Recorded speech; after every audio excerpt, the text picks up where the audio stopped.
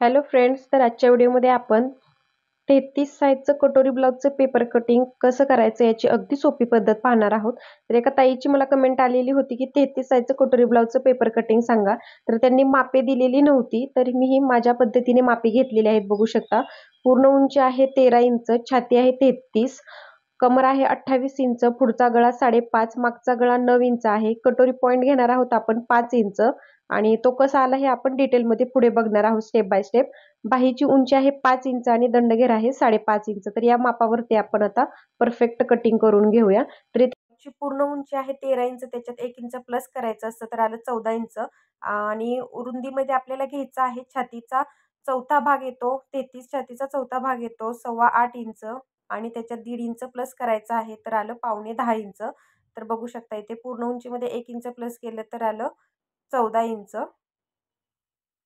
आणि इकडे बघा, रुंदी आपण घेतलेली आहे छातीचा चौथा भाग प्लस 1.5 इंच शिलाई मार्जिन पकडून या पद्धतीने 9.25 इंचावरती आपण पेपर कट करून घ्यायचा आहे व्यवस्थित.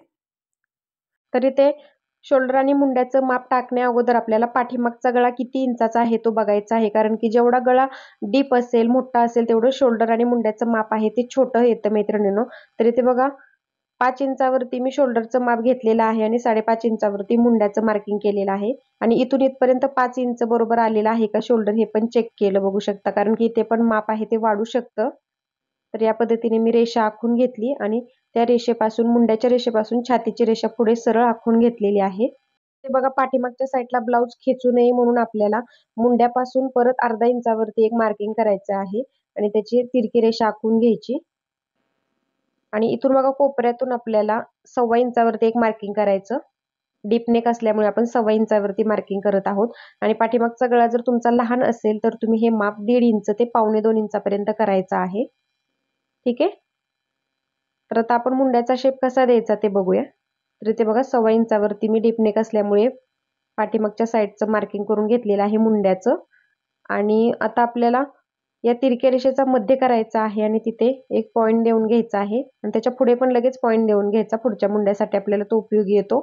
आता इथे छातीचा चौथा भाग आपण टाकूया. 33 छातीचा चौथा भाग येतो 8.25 इंच. आणि आता ही शिलाई मार्जिनची रेषा सरळ आखून घेऊया खालच्या साईडने. आता मुंड्याचा शेप कसा द्यायचा ते आपण बघूया. तर हे तिन्ही पॉइंट जोडत आपल्याला मुंड्याचा शेप द्यायचा आहे. या पद्धतीने अगदी सोपी पद्धत आहे. आणि आता पुढच्या मुंड्याचा शेप आपल्याला द्यायचा आहे अर्धा इंचावरती. तर इथे मी मागचा मुंडा लिहिलेला आहे, बघू शकता. आणि हा मागच्या मुंड्यापासून अर्धा इंचावरती पुढच्या मुंड्यासाठी आपल्याला मार्किंग करायचं आहे. आणि मगाशी तो आतला दिलेला पॉइंट आहे तो आणि अर्धा इंचाचा पॉइंट जोडत पुढच्या मुंड्याचा शेप आहे तो देऊन घ्यायचा आहे. तर या पद्धतीने जर तुम्ही मुंड्याचा शेप दिला तर तुमच्या ब्लाउजला कुठेच पाठीमागच्या साईडला आणि पुढच्या साईडला घोळ वगैरे येणार नाही. या पद्धतीने तुम्हाला मुंड्याचा शेप द्यायचा आहे. तर इथे बघा, आता मुंड्याचा शेप आपला परफेक्ट देऊन झालेला आहे. आता आपण गळ्याचं मार्किंग करूया. जर तुमचा गळा उतरत असेल तर तुम्ही 1.25 इंचावरती मार्किंग करायचं आहे आणि नसेल उतरत तर तुम्ही 2.5 इंचावरती सुद्धा गळा खोली घेऊ शकता. आणि ते जेवढा गळा असेल त्याच्यात तुम्हाला अर्धा इंच उंचीमध्ये प्लस करायचा आहे आणि त्याचा बॉक्स आखून घ्यायचा आहे. या पद्धतीने खालच्या साईडला तुम्ही गळा रुंदी वाढवू शकता जर तुम्हाला डीप पसरट आवडत असेल गळा. ठीक आहे. तर इथे मी गोलाकार गळ्याचा शेप आहे तो देऊन घेतलेला आहे कोपऱ्यातून 1.25 इंचावरती असा. आणि इथे बघा, योकपट्टीसाठी आपल्याला मार्किंग करून घ्यायचं आहे. या साईडला 3 इंचावरती मार्किंग करून घेतलं आणि इकडे 2.5 इंचावरती मार्किंग करायचं आहे. अगोदर 2.5 इंचाची रेषा आहे ते आपण आखून घेऊया सरळ आणि नंतर मग योकपट्टीचा शेप आहे तो देऊन घेऊया. इथे बघा, या पद्धतीने योकपट्टीचा शेप द्यायचा आहे. तर इथे कटोरीचं मी मार्किंग टाकलेलं आहे 5 इंचावरती. 33 इंचाची कटोरी आहे, तर त्याला 6ने भाग द्यायचा, तर आलं 5.5 इंच आणि त्याच्यातून अर्धा इंच मायनस करायचं आहे, तर आलं 5 इंच. म्हणजे आपली 5 इंचाची कटोरी येणार आहे. तर हा फॉर्म्युला तुम्ही सर्व साईजसाठी वापरायचा आहे. ठीक आहे. तर कटोरी पॉइंट आपला 5 इंचाचा कसा आला हे मी तुम्हाला इथे क्लिअर केलेला आहे. तर इथे बघा, इथून सरळ रेषा मी वरती आखलेली आहे आणि ही पूर्ण अंदाजे आखलेली आहे आपल्याला कटोरीचा शेप येण्यासाठी. आणि हा अशी इकडून पण अशी क्रॉसमध्ये लाईन मी आखून घेतलेली आहे. तर बऱ्याच मैत्रिणींना शेप देता येत नाही, त्यांच्यासाठी सोपं करून सांगितलेलं आहे. आणि पुढच्या मुंड्यापासून 2.5 इंचावरती आपण हा कटोरीचा शेप देण्यासाठी मार्किंग करत असतो. तर इथे गळ्याच्या साईडला मी 1.5 इंचावरती मार्किंग करून घेतलं आणि आता बघा अंदाजे आपण हा आता कटोरीचा शेप देऊन घ्यायचा आहे त्या रेषेपासून वरती असं. जास्त पण असा वरती आकार द्यायचा नाही, तर आपलं कापड आहे ते खूप कमी पडतं साईड पार्टला. तर बघा एकदम परफेक्ट आपला कटोरीचा शेप आलेला आहे. तर आता बॅक पार्ट आणि फ्रंट पार्ट आपले इथे दोन्ही सोबतच कटिंग करून होणार आहेत. तर इथे मी पाठीमागचा मुंडा कट करून घेतला आणि याच्यातून बॅक पार्ट आता आपण साईडला काढून देऊया. आपण त्याचं नंतर कटिंग बघूया कसं करायचं स्टेप बाय स्टेप. त्या अगोदर इथे गळ्याच्या साईडला मी एक कट्स मारून घेतला, म्हणजे बॅक पार्टला पण तो आपली मार्किंग आहे ते राहतं आणि फिटिंगच्या इथे पण कट्स मारून घेतला. ठीक आहे. तर या पद्धतीने आता बॅक पार्ट मी साईडला ठेवून देते. त्याच्यानंतर आपण स्टेप बाय स्टेप कटिंग बघूया. अगोदर फ्रंट पार्टचं कसं कटिंग करायचं असतं ते बघूया. तर सर्वात अगोदर आपण इथे फ्रंट पार्टमधून योकपट्टी वेगळी करायची आहे. इथे आता बघू शकता पाठीमागचा मुंडा आहे तो याच्यातून आपण कट करून घेऊया.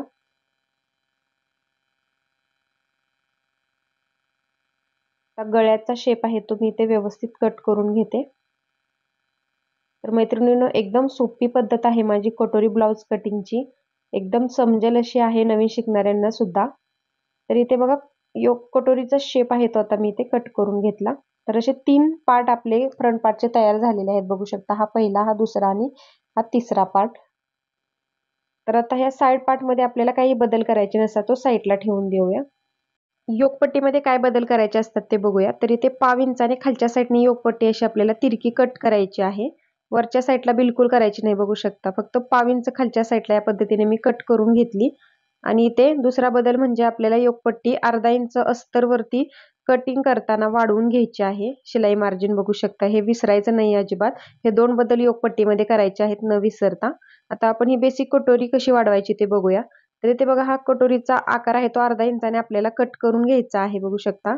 या पद्धतीने मी तिथे अर्धा इंचाचं मार्किंग केलेलं आहे. तिथपर्यंत कटोरी मध्यावरती फोल्ड केली आणि अशी एवढी आपल्याला अर्धा इंच आकारापर्यंत अशी गोलाकार कट करून घ्यायची आहे. तर याने काय होतं आपलं कटोरी ब्लाउज आहे तो योकपट्टी आणि कटोरी स्टिच केल्यानंतर एकदम परफेक्ट बसतो छातीमध्ये. तर आता ही बेसिक कटोरी वाढवायची कशी ते बघूया. तर इथे 33 साईजसाठी आपण 1 इंचाने कटोरी साईडने वाढवणार आहे. त्याच्यामुळे 1 इंचाची मी अगोदर सरळ रेषा आखून घेतली आणि नंतर जशी आहे तशी ही कटोरी आता आपण आखून घ्यायची आहे. तर साईजनुसार कटोरी किती इंचाने वाढवायची याचा पण डिटेल व्हिडिओ टाकलेला आहे, तिथे जाऊन नक्की बघा म्हणजे तुम्हाला समजेल किती इंचाने कटोरी वाढवायची असते प्रत्येक वेळेस. तर आता ही कटोरी आपल्याला अजिबात उपयोगी येत नाही, साईडला ठेवून देऊया. तर इथे बघा 1 इंचाने कटोरी वाढवणार आहे म्हणून या साईडला पण 1 इंचाचं मार्किंग केलं आणि या साईडला 1 इंचावरती असं तिरकं मार्किंग करायचं. इथे 1/2 इंच गळ्याच्या साईडला आपलं हुक मध्ये जातं तेवढं मार्किंग करून घेतलं आणि इथून इथपर्यंत 4.5 इंच येत आहे. तर इकडे पण 4.5 इंच येत आहे का हे चेक करून घ्यायचं आणि नंतर मग त्याची रेषा आहे ती आखून घ्यायची. इथे वरच्या साईडला अर्धा इंचाने मी साईड पार्टला जोडण्यासाठी जातं तेवढं मार्किंग करून घेतलं आणि 1 इंचाच्या मार्किंग पर्यंत असा गोलाकार शेप देऊन घ्यायचा आहे. तर बघा अगदी सोपी पद्धत आहे. तर इथे बघा या पॉइंट पासून इथपर्यंत टेपचा मध्य करायचा आहे बघू शकता आणि तिथून खाली आता आपल्याला 1.25 इंचावरती एक मार्किंग करून घ्यायचं आहे. आता हे तिन्ही पॉइंट आपण जोडून घेऊया. तर हे तिन्ही पॉइंट मी जोडून घेतले. तर आता ही कटोरी आपण चेक करून घेऊया आपली कटोरी बरोबर आलेली आहे की नाही हे कसं बघायचं. तर इथून इथपर्यंत बघा किती येत आहे 4 इंच. तर इकडे पण 4 इंच येत आहे का ते चेक केलं तर एकदम परफेक्ट आलेली आहे. तर आता कटोरी चपटी होऊ नये म्हणून आपल्याला या तिरक्या रेषेचा मध्य करायचा आणि 1/2 इंचाचं मार्किंग करून घ्यायचं आणि असा गोल आकार शेप देऊन घ्यायचा आहे. याने काय होतं आपली कटोरी बिलकुल चपटी होत नाही, एकदम सुंदर परफेक्ट बसते घातल्यानंतर. तर या पद्धतीने गोलाकार शेप द्यायचा कटोरीला. तर इथे बघा 33 साईजची कटोरी अगदी सोप्या पद्धतीने मी तुम्हाला वाढवून दाखवलेली आहे. आता ही मी कट करून घेते.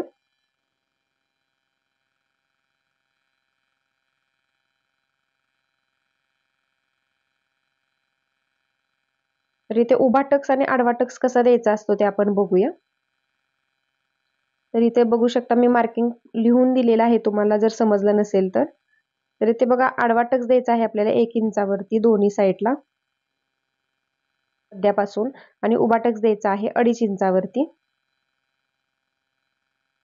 हा टक्स आपण आखून घेऊया.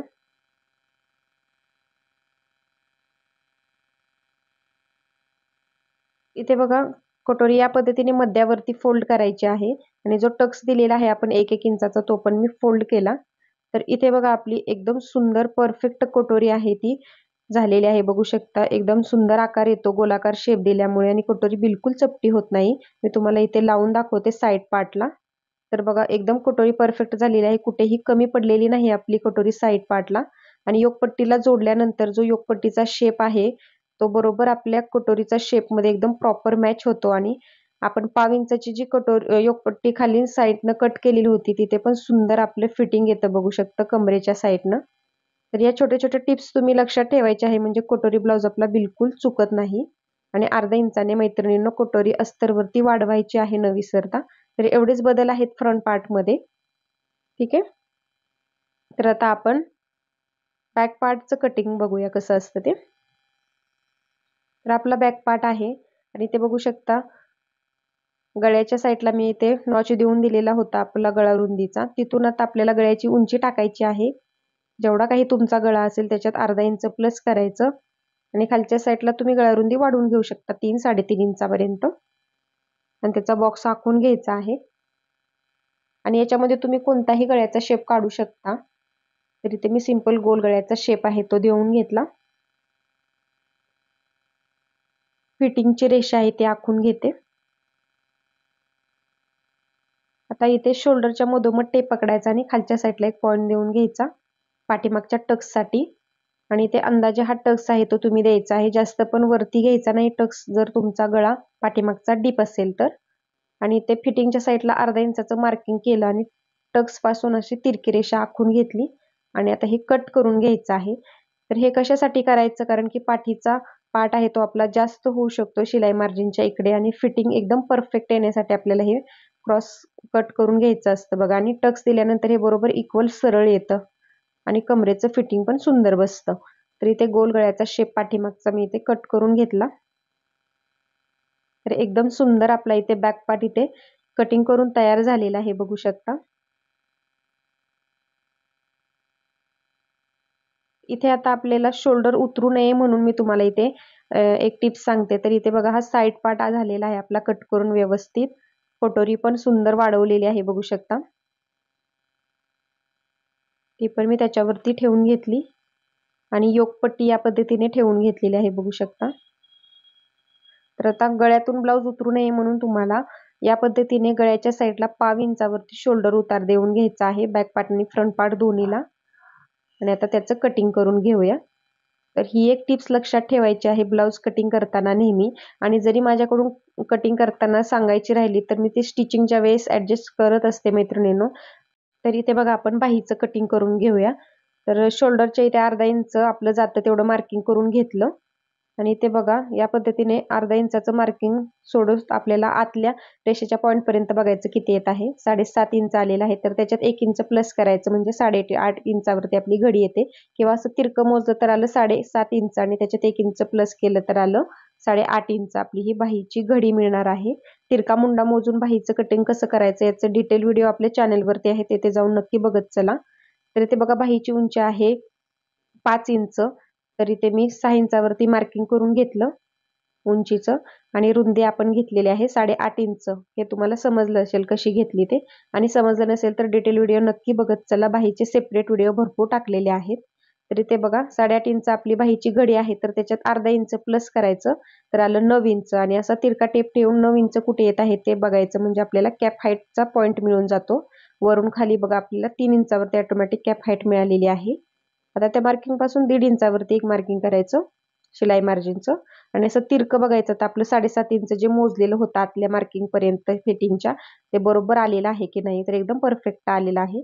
तर इथे 1 इंचावरती पुढच्या मुंड्याचा शेप देण्यासाठी मार्किंग करायचं आणि 2 इंचावरती पाठीमागच्या मुंड्याचा शेप देण्यासाठी मार्किंग करायचं. तर इथे अगोदर 2 इंचाचा पॉईंट आणि 1.5 इंचाचा पॉईंट जोडत पाठीमागच्या मुंड्याचा शेप देऊन घेतला. आणि इथे आतल्या पॉईंट पासून 2.5 इंचावरती वरच्या साईडला मी मार्किंग करून घेतलेलं आहे बघू शकता. आणि तिथून खाली आता आपल्याला 1 इंचावरती मार्किंग करायचं आहे पुढच्या मुंड्याचा शेप देण्यासाठी. तर दोन्हीतलं अंतर 1 इंचाचं आहे. तर हे सर्व पॉईंट जोडत मी पुढच्या मुंड्याचा शेप देऊन घेतलेला आहे. बघू शकता असा खोलगट सुंदर असा. असा हा शेप जर परफेक्ट आला तर बाहीला तुमच्या कुठेच घोळ वगैरे येणार नाही. तर इथे दंडगीर आहे 5.5 इंच आणि त्याच्या पुढे 1.5 इंच शिलाई मार्जिन घेतलं आणि त्याची रेषा आखून घेतलेली आहे. तर अगदी सोप्या पद्धतीने आपली बाहीची कटिंग इथे तयार झालेली आहे आणि सगळे डाऊट तुमचे क्लिअर झालेले असतील. कॅप हाईट किती घ्यायची, रुंदी कशी काढायची, ठीक आहे. तर ते पाठीमागचा मुंडा मी कट करून घेतला अगोदर आणि नंतर बाही सरळ करून मग पुढचा मुंडा कट करून घ्यायचा आहे. एवढं सुंदर परफेक्ट फिटिंग बसतं मैत्रिणींनो. या पद्धतीने बाही नक्की ट्राय करा. खूप सोपी पद्धत आहे. तर बघा बाहीचा शेप आपला किती सुंदर आलेला आहे, एकदम परफेक्ट. आणि दोन्हीतलं अंतर बघा 1 इंचाचं यायला हवं. तर आपलं बाहीचं पण कटिंग एकदम परफेक्ट झालेलं आहे 5 इंचाच्या बाहीचं. ही बाही मी तुम्हाला आता चेक करून दाखवते. आपली बाही कटिंग केलेली कुठे कमी तर पडली नाहीये ना. तर हे आपण चेक करून बघूया. तर इथे बघा शोल्डरच्या इथे अर्धा इंचाचं मार्किंग मी करून घेतलं, जेवढं शिलाई मार्जिन जातं. आणि इथे बघा मध्यावरून आता आपण बाही चेक करूया. अर्धा इंचाचं मार्जिन सोडत ज्या पद्धतीने आपण ब्लाउजला बाही जोडतो त्या पद्धतीने. आणि आतल्या पॉईंटला आतला पॉईंट बरोबर परफेक्ट आपला आलेला आहे बघू शकता. आणि एकदम सुंदर बाही आपल्याली बसलेली आहे. कुठेही कमी पडत नाही बाही बघू शकता. तर या पद्धतीने मी तुम्हाला परफेक्ट एका ताईच्या कमेंटवरती 33 साईजचं कटोरी ब्लाउजचं पेपर कटिंग कसं करायचं अगदी सोप्या पद्धती सांगितलेलं आहे. आणि तुम्हाला जर मैत्रिणींनो पेपर पॅटर्न घरगुती माझ्या पद्धतीने पाहिजे असतील तर मला कमेंटमध्ये नक्की सांगत चला आणि तुमचा कॉन्टॅक्ट नंबर तिथे मेन्शन करत चला. म्हणजे त्या पद्धतीने मी तुम्हाला WhatsAppवरती सर्व डिटेलमध्ये माहिती देईल. पेपर पॅटर्नसाठी भरपूर तुमच्या कमेंट्स आलेल्या आहेत. तर खास तुमच्यासाठी मी माझ्या पद्धतीने सर्व 28 ते 48 कटोरी ब्लाउज पेपर कटिंग अगदी परफेक्ट तुम्हाला मी देणार आहे. जर तुम्हाला घरगुती पद्धतीने कटोरी पॅटर्न पाहिजे असतील तर मला नक्की मेसेज करा. म्हणजे तुम्हाला अगदी सोप्या पद्धतीने कटोरी ब्लाउज आहे तो कटिंग आणि स्टिचिंग करता येणार आहे. तर इथे बघा आज मी ताईच्या कमेंटवरती तुम्हाला अगदी डिटेलमध्ये कटोरी ब्लाउज कटिंग करून दाखवलेला आहे. अजून तुम्हाला कोणतं कटिंग हवं असेल तेही मला कमेंटमध्ये सांगत चला. कारण तुमच्या कमेंटवरती मी तुमच्यासाठी व्हिडिओ नेहमी डेली घेऊन येत असते मैत्रिणींनो.